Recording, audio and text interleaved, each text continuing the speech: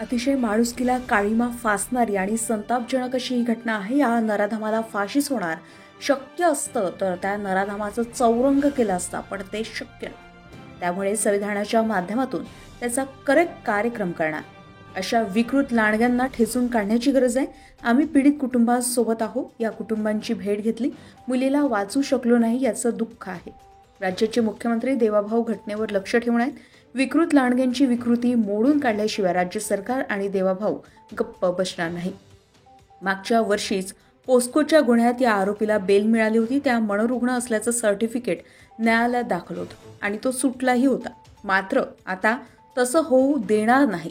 मनोरुग्णाचं certificate देणाऱ्या डॉक्टरांचा देखील शोध घेतला जाईल. बहिणी आणि त्यांच्या मुलींच्या संरक्षणासाठी देवाभाऊ दिवस रात्र काम करत आहे. देवेंद्र फडणवीस पीडित कुटुंबाला न्याय देतील.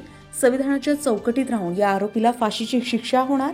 1 तासात गुन्हा नोंदविला गेला आणि काही तासात पोलीस आरोपीपर्यंत पोहोचेल, असं यावेळी बोलताना चित्रा वाघ म्हणाले. विदर्भ लोक न्यूज ब्युरो, मुंबई. सीमा फासणारी आणि संतापजनक अशी ही घटना आहे. यामध्ये सगळ्यात आधी मी तुम्हाला हे सांगते की या हरामखोर नराधमाला फाशीचं होणार आणि फाशीचं होणार. मी स्वतः याचा फॉलोअप घेणार आहे. माझ्यासोबत इकडच्या स्थानिक आमदार सुलभाताई गायकवाड आहेत, त्या सुद्धा परिवाराच्या संपर्कात आहेत. आमचे अध्यक्ष या ठिकाणी नाना सूर्यवंशी आणि संपूर्ण भाजपाची टीम इथे आहे. नाही तर एक व्यक्ती म्हणून आम्ही सगळेजण त्या परिवाराच्या सोबत आहोत. आम्ही सगळेजण मिळून स्वतः त्याचा फॉलोअप घेणार आहोत आणि त्यासाठी या ठिकाणी आज मी कल्याणला आली आहे. त्या परिवाराची आम्ही भेट घेतली. गेल्या 4 दिवसांपासून मला वाटतं बरेच याच्यामध्ये आमच्या स्थानिक आमदार आणि सगळी टीम ही त्यांच्या संपर्कात होती. पोलिसांकडनं सुद्धा माहिती घेतली आहे. अशा नराधमांना शक्य असतं तर चौरंगा केला असता, पण चौरंगा करणं शक्य नाही. त्याच्यामुळे संविधानाच्या माध्यमातून असल्या हरामखोरांचा करेक्ट कार्यक्रम त्या ठिकाणी आम्ही करणार आहोत. हे मला तुम्हाला या ठिकाणी सांगायचंय. राज्याचे मुख्यमंत्री, आमच्या सगळ्यांचे लाडके भाऊ देवाभाऊ हे या राज्यातील प्रत्येक बहिणीसाठी आणि तिच्या मुलीच्या संरक्षणासाठी रात्रंदिवस मेहनत करतायत. ते सुद्धा या घटनेवरती लक्ष ठेवून आहेत. संबंधित पोलिसांना त्यांनी सूचना दिलेल्या आहेत आणि म्हणून मला पूर्ण विश्वास आहे की असल्या नराधमांच्या फक्त मुसक्या आवळल्या जाणार नाही, तर असल्या हरामखोरांना फाशीचं होणार. हे तुम्हाला मला या ठिकाणी सांगायचंय.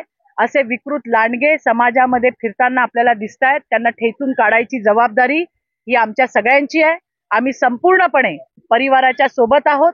सरकार परिवाराच्या सोबत आहे. पोलीस परिवाराच्या सोबत आहेत. असल्या घटनांची पुनरावृत्ती होऊ नये त्यामुळे आम्ही सगळेजण काम करतच आहोत.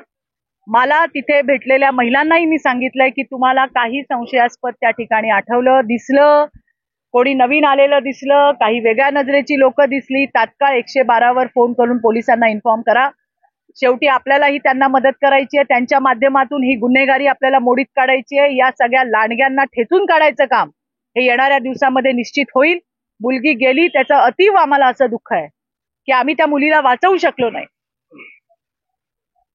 परंतु ज्या हरामखोराने हे काम केलंय आणि त्याला मदत करणारी त्याच्या सोबतची त्याची बायको, हिला सुद्धा त्या ठिकाणी पोलिसांनी ताबडतोब आपल्या ताब्यात घेतलेलं आहे. आताच मी पोलिसांना विचारलं, कोर्टात नेलं होतं. 2 तारखेपर्यंत PCR आहे. पुन्हा एकदा विश्वासाने मी तुम्हाला सांगते की या हरामखोराला फाशीच होणार. यांची विकृती मोडून काढल्याशिवाय महाराष्ट्र सरकार, राज्याचे मुख्यमंत्री देवाभाऊ हे शांत बसणार नाही. हे मला तुम्हाला त्या कायद्याची प्रभावी अंमलबजावणी व्हावी याच्यासाठी आमची सुद्धा आग्रही भूमिका ही पोलिसांकडे असते. मी आल्यावरच पोलिसांना विचारलं, गुन्हा किती वाजता दाखल झाला, किती वाजता पालक आले, ज्याच्यावरती नेहमी सगळ्यात पहिल्यांदा आक्षेप असतो. पोलिसांनी सगळी माहिती दिलेली आहे. तुमच्याकडे ती माहिती आहे म्हणून मी रिपीट करत नाही.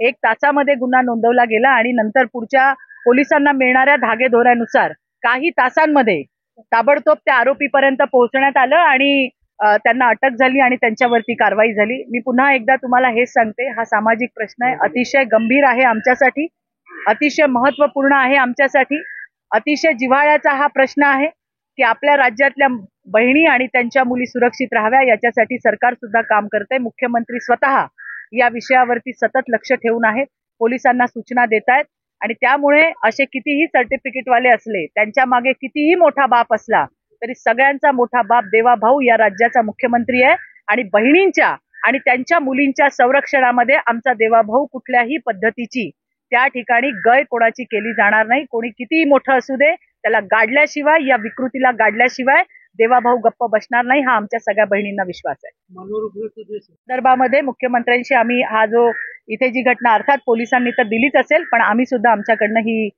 जी नोंद आहे ही आम्ही मुख्यमंत्र्यांपर्यंत नक्की पोहोचवू. देणाऱ्या डॉक्टरांचं काय जे अशा पद्धतीने तेच सांगतेय मी, आज आम्ही ते मुख्यमंत्र्यांपर्यंत पोहोचवू. कोणी सर्टिफिकेट दिलं, कुठल्या डॉक्टरने दिलं, असं अजून किती जणांना दिलं, या सगळ्याची छानबीन करण्याचं काम हे येणाऱ्या दिवसामध्ये होताना आपल्याला दिसेल. पोलिसांकडनं ही माहिती घेतली की मागच्या वर्षीच पॉक्सोच्या गुन्ह्यामध्ये त्याला बेल मिळालाय आणि बहुतेक कुठलं तरी मनोरुग्णाचं सर्टिफिकेट त्याने त्यावेळेला कोर्टात प्रोड्यूस केलं अशी माहिती मिळते. परंतु तो विकृत आहे. बाहेर आल्यावरती त्याने जी विकृती केली आहे, त्याने एका मुलीचा जीव घेतलाय, एका मुलीचा बळी घेतलाय. त्याचा खोटेपणा हा लक्षात आलेला आहे कोर्टाच्या सुद्धा आणि पोलिसांच्या सुद्धा. या वेळेला त्याची कुठलीही अशी क्लुप्ती इथे चालणार नाही. या हरामखोराला फाशी होणार. पोलिसांनी त्या पद्धतीने त्यांची कारवाई चालू केलेली आहे. एवढंच नाही, या भागामध्ये आणखीनही असे लोक आहेत, स्थानिक महिलांनी सांगितलं, मुलं येतात, गंजाडी आहेत, आणखीन तिथे उपद्रव करतात, अशांनाही सोडण्यात येणार नाही. सगळ्यांवरती कठोरात कठोर आम्ही कारवाई करू. विदर्भासह महाराष्ट्रातील तसेच संपूर्ण देशभरातील राजकीय, सामाजिक, धार्मिक, शैक्षणिक, ऐतिहासिक, कृषी विषयक, गुन्हेगारी संदर्भातील तसेच मनोरंजनात्मक व सिनेसृष्टीतील महत्त्वाच्या घडामोडी पाहण्यासाठी विदर्भ लोकन्यूज चॅनलला आजच लाईक, शेअर आणि सबस्क्राईब करा. बातम्या किंवा जाहिरातीसाठी संपर्क करा.